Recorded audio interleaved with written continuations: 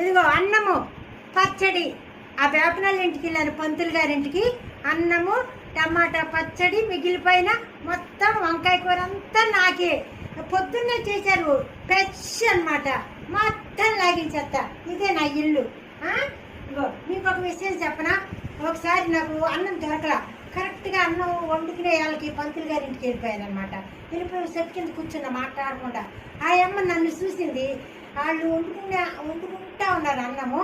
అందులో మళ్ళీ అన్ని బియ్యం కడిగి అందులో వేసింది, ఉడికే దాంట్లో నా కోసము. ఇది ఆ అమ్మకి ఎంత ఫేమస్ చూడండి.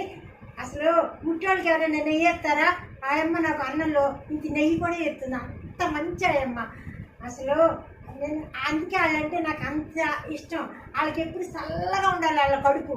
ఎందుకంటే నా దీవెన చాలా పవర్ఫుల్, చాలా ప్యూర్ అనమాట. వాళ్ళు చల్లగా ఉండాలి వేపనోళ్ళు.